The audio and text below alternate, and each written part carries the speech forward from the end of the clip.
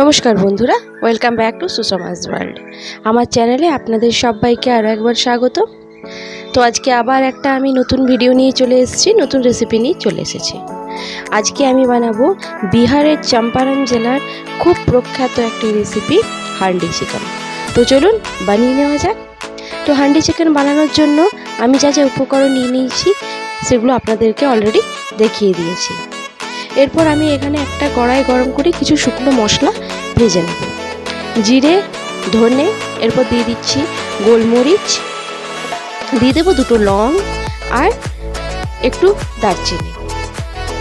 এবার এগুলোকে আমি একটুখানি শুকনো কড়াতেই ভেজে নেব। তারপর এগুলোকে মিক্সার জারে দিয়ে গ্রাইন্ড করে নেব। তো আজকের এই রেসিপিটা কিন্তু আমি যদিও বিহারের চম্পারণের করছি, কিন্তু তবু এর মধ্যে আমি নিজের মতন করেই বানাবো।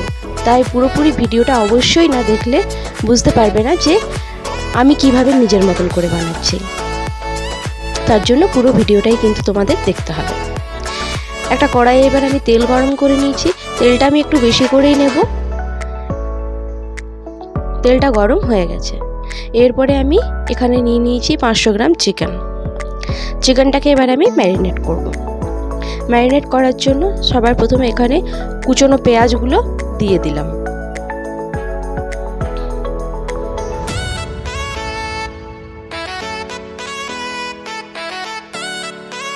এরপরে দিয়ে দেব আদা রসুনের পেস্ট।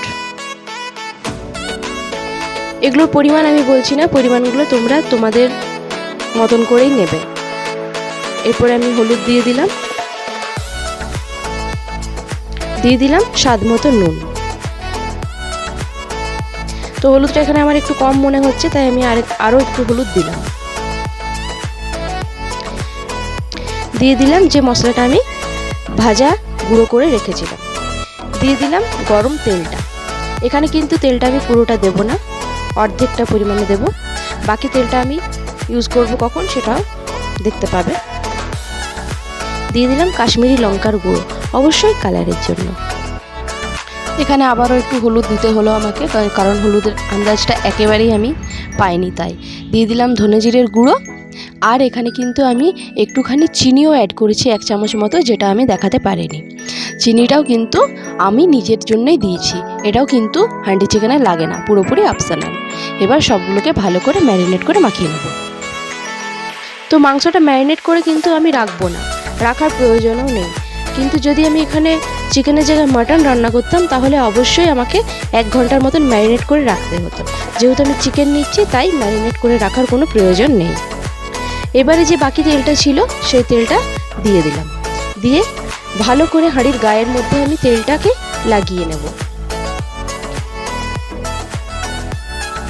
পুরো হাঁড়িটার মধ্যে কিন্তু তেলটা খুব ভালো করে আমি এইভাবে লাগিয়ে নিচ্ছি।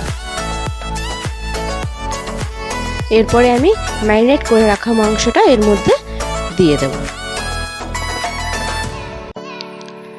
তো তোমরা কারা কারা হান্ডি চিকেন খেতে বেশি ভালোবাসো অবশ্যই কমেন্ট বক্সে জানিও। আর কারা এখনও পর্যন্ত খাওনি তারা কিন্তু অবশ্যই আমার এই রেসিপিটা ট্রাই করো। তো এখানে আমি দিয়ে দিলাম একটা টমেটো, একটা কাঁচা লঙ্কা, একটা শুকনো লঙ্কা, রসুনের কোয়া 5টা, আর আমার স্পেশাল টাচ আলু। হ্যাঁ, একটা গোটা কাঁচা আলু কেটে আমি এখানে দিয়ে দিলাম। আর দিয়ে দিলাম একটা গোটা তেজপাতা। আলুটা কিন্তু পুরোপুরি অপশনাল। হ্যাঁ, তোমরা চাইলে দিতেই পারো, চাইলে নাও দিতে পারো। আমি কিন্তু নিজের ইচ্ছা থেকেই দিলাম। এটা কিন্তু হান্ডি চিকেনে মাস্ট নয়, একদমই নয়।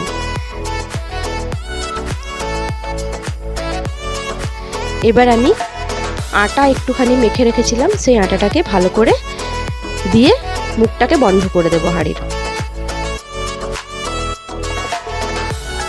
এইভাবে দেখতেই পাচ্ছ কিভাবে আমি বন্ধ করছি, সেইভাবে তোমরাও বন্ধ করবে। ভালো করে বন্ধ করে দিলাম। তো বন্ধুরা, আজকের আমার এই ভিডিওটা যদি তোমাদের ভালো লেগে থাকে অবশ্যই ভিডিওটিতে একটা লাইক দিয়ে চ্যানেলটাকে সাবস্ক্রাইব করে দিও।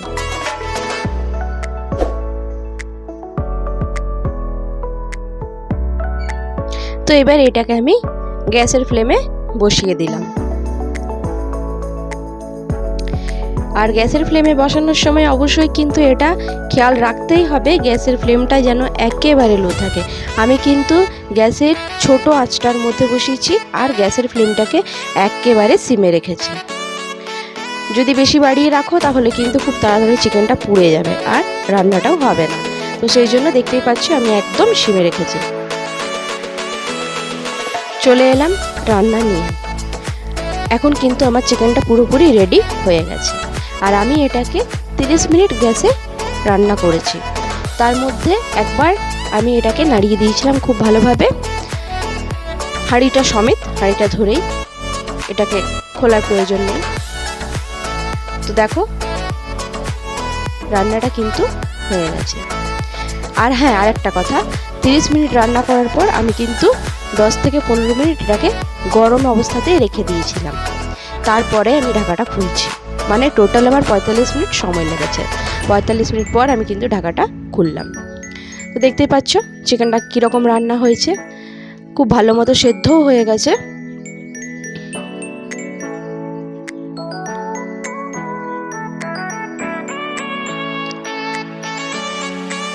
অবশ্যই জানিও তোমাদের কেমন লাগছে চিকেনটা।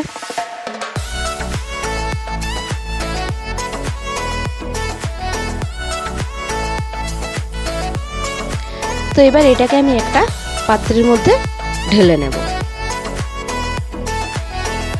আমি এখানে একটা বড় বাটি নিয়ে নিয়েছি, এরপর এটার মধ্যে এটাকে ঢেলে নেব।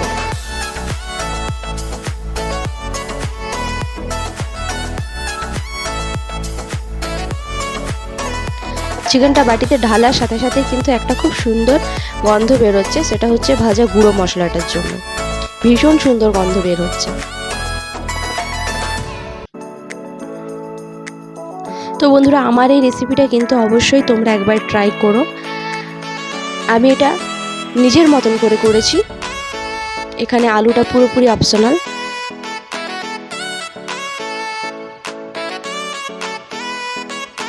দেখো কীরকম হয়েছে, দেখতে ভীষণই ভালো লাগছে আর খেতেও কিন্তু খুবই টেস্টি হয়েছিল। তো বন্ধুরা, আজকের আমার এই ভিডিওটা কেমন লাগলো অবশ্যই কিন্তু কমেন্ট বক্সে জানিও, জানাতে ভুলো না। আর অবশ্যই নিজেরা একবার ট্রাই করো।